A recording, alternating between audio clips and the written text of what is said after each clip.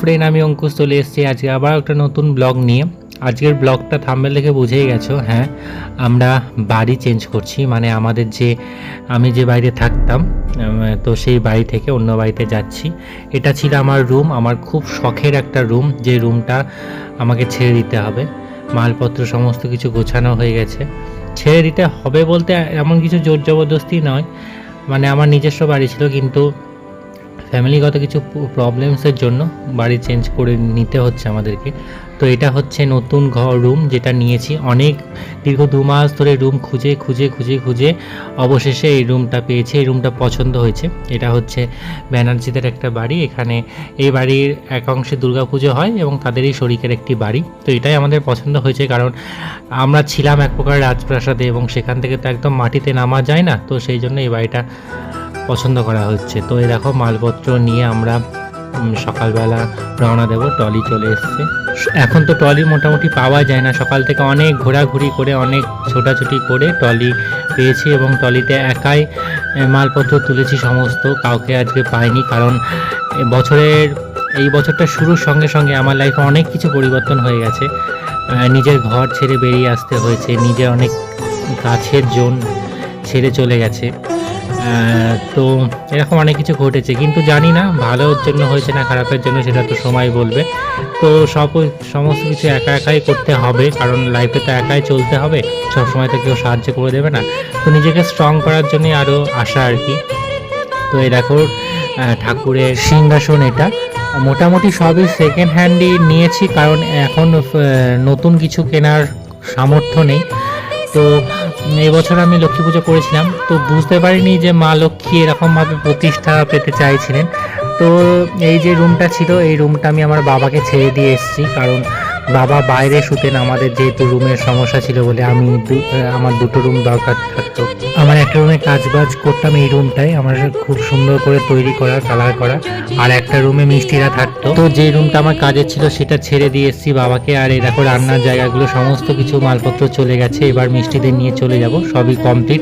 বাবাকে বাবার ঘরে চৌকি টৌকি দিয়ে কমপ্লিট করে দিয়ে এসেছি। আর এই হচ্ছে ডাইনিং প্যাসেজ, যেটা নিয়ে প্রচুর ঝামেলা চলেছে একটা সময়। তো আজকে ডাইনিং প্যাসেজটাও সাজিয়ে দিয়ে এসেছি, যেখানে যা জিনিস ছিল তার সেখানে সমস্ত জিনিস দিয়ে সাজিয়ে দিয়ে এরকম ঘরটা সমস্ত কিছু কাটপাট কিছু বার করে নিই, ঘরটায় তালা দিয়ে এসেছি, তার জন্য সমস্ত কিছু জিনিসপত্র রেখে দিয়ে এসেছি। এবং এই লাস্ট লক্ষ্মী ঠাকুরটাকে নিয়ে আমরা চলে যাব বাড়ি থেকে আর কি। তো বিষয়টা অনেকটা সেই রকম যে ঘরের লক্ষ্মী বেরিয়ে যাবে আর কি মাটির লক্ষ্মীকে নিয়ে।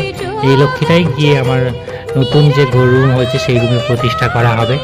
তো দেখো ও কোলে তুলে নিয়েছে, এক হাতে গোপাল এক হাতে লক্ষ্মী নিয়ে ও ঘর থেকে বেরিয়ে চলে এলো। তো এরকম নতুন বাড়িতে আমরা পুরো রেডি করে ফেলেছি বাড়িটা। সারাদিন ধরে দুজন মিলে প্রচুর পরিশ্রম করেছি, খাট ফাট সমস্ত কিছু সেট করছি। এই খাটটা বাবা থাকতেন এবং বাবা এই খাটটা আমাদেরকে দিয়েছেন আসার সময়, যে যাতে আমরা শুতে অসুবিধা না হয়, কারণ ওই বক্স খাটটা তো এখানে ওখানে টেনে নিয়ে যাওয়াটা খুব সমস্যা। আর এই দেখো এদিকে শোকেসটা, এটাও সেকেন্ড হ্যান্ড নিয়েছি একটা।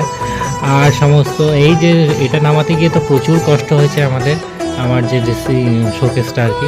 তো দেখো ওর ঠাকুরটা প্রতিষ্ঠা করছে, ঠাকুরটা বসাচ্ছে আর কি। প্রতিষ্ঠা তো আজকে পুজো হবে না, কালকে বৃহস্পতিবারে পুজো হবে। তো এই দেখো গোপাল টোপাল অন্নপূর্ণা সমস্ত কিছুই বসে গেল। ঘরটা পুরোপুরি রেডি করে ফেলেছি, আর আমার ওই দিকের ঘরটাও রেডি হয়ে দেখো কান্নাকাটি শুরু করে দিয়েছে। তোমার মা কাজে দেখ, টিউবে আলো দেখা যাচ্ছে না, মারবে আলো, টিউবটা এখন কী করে লাগাবো সেটাই বুঝে পাচ্ছি না। বিয়ে হয়ে যে বাড়িতে এসছে সেই বাড়ি ছেড়ে বেরিয়ে আসতে হলে তো কষ্ট লাগবেই। আমি তো হাসানোর চেষ্টা করছিলাম। এই ঘরটা পুরোপুরি রেডি হয়নি, কারণ একটা টেবিল অর্ডার দিয়েছি, খাবার খুব অসুবিধা হতো আমাদের। আগের ব্লগগুলো দেখলে বুঝতে পারবে, অনেক রান্নাবান্না করে সাজানোর জায়গা থাকতো না। রান্নাঘরটা রেডি করা হয়নি, করতে করতে আবার টেবিলটাও চলে এলো, রাত্রি হয়ে গেছে। টেবিলটা রেডি করে দিল আর কি উনি। তো ওর খুব পছন্দ মিষ্টি, পুরো নিজে টাকা জমিয়ে টেবিলটা কিনেছে আর কি। অনেক দিনের ইচ্ছা ছিল যে টেবিলে খেতে খুব অসুবিধা হয় তার জন্য।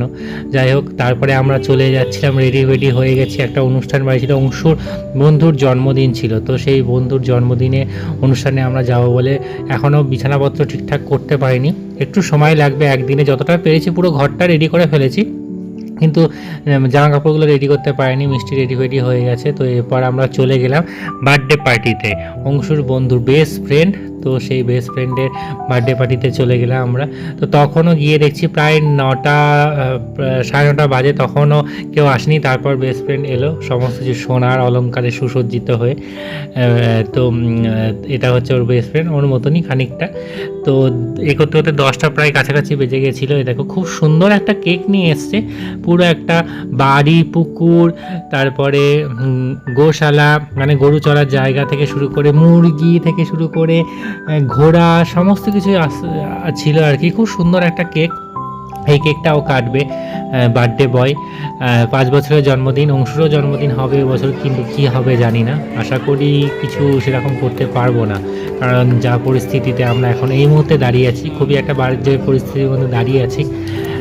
তো এরকম একটা সিচুয়েশানে দাঁড়াতে বাধ্য হয়েছি অনেক কারণের জন্য। যাই হোক, সব জায়গায় বলা যায় না। তো যাই হোক, দেখা যাক কী হয় ভবিষ্যতে। আশা করছি ভালো কিছুই হবে, আশা করছি এটা, যদিও ভালো কিছু হওয়ার মতো কিছু নেই, তবুও আশা করছি ভালো কিছুই হবে। বছর শুরুতেই যা বড় বড় দুটো ঘটনা ঘটে গেল, মানে বলার ভাষা নেই আমার মুখে এখন। তো সময় তো বয়েই চলে, সময় অনেক কিছুই শেখাবে, অনেক কিছুই সৃষ্টি করবে, অনেক কিছুই ধ্বংস করবে। তো অনেক বড় একটা অধ্যায় সমাপ্ত হলো। এই দেখো, এটা নতুন ওভেন। রান্নাঘরটা আজকে পরের দিন সকাল আজকে, তো রান্নাঘরটা তাড়াতাড়ি রেডি করে ফেললাম, কারণ নাহলে রান্না বসাতে পারবে না। আজকে আবার বৃহস্পতিবার, মা লক্ষ্মী প্রতিষ্ঠা হবে এই বাড়িতে। তো ওইদিকে রান্নাঘরটা আমি রেডি করে দিলাম। গ্যাসের একটা সমস্যা হচ্ছিল, তো সেই গ্যাসের সমস্যাটা মেটালাম। ও মিষ্টি দেখো আলপনা টালপনা দিচ্ছে নতুন বাড়িতে এসে। প্রথম ওর পুজো করা, লক্ষ্মীর ঘট বসানো। অনেক দিনেরই ইচ্ছা ছিল পুজো টুজো করবার। তো সেই যে বংশগতিক ধারা একটা, যে আমার ঠাকমাকে রেখেছি, আমার মাকে রেখেছি, আবার আমার ওয়াইফও চলে এলো সেই ধারার মধ্যে। তো এরপরে আরও পুজো পার্বণ আছে। এবছর আমাদের এখনও কাল ওষুধ আছে, যদিও সবাই বলছে আমাদের কাল ওষুধ নেই, কিন্তু আছে বলে যে বাকি পুজোগুলো, অক্ষয় তৃতীয়া পুজো এখনও করতে পারিনি, অন্নপূর্ণা পুজো করতে পারিনি, এখনও পাঁচালি পড়ছে। তো এইগুলো করব আস্তে আস্তে। কালো সস্তা উঠে গেলে সমস্ত পুজো এগুলোই হবে। এমনকি ভাদ্র মাসের যে লক্ষ্মী আছে আমাদের, বাৎসরিক লক্ষ্মী, সেটাও হবে। তো সবই তোমাদের সাথে শেয়ার করব। আজকের মতো ব্লগটা এখানেই শেষ করছি, আর বেশি কিছু দেখানোর মতো নেই। এখন নতুন টেবিলে আমরা খেয়েও নিলাম, সেটা একটু দেখিয়ে দিলাম। আর এই সব খাবারগুলো আমাদের পয়লা বৈশাখের যে খাবার, সেটাই এখনও চলছে অল্প স্বল্প করে। তো আজকের মতো টাটা, আবার নেক্সটে নতুন বাড়িতে নতুন কোনো ব্লগে দেখা হচ্ছে। তো আজকের মতো টাটা।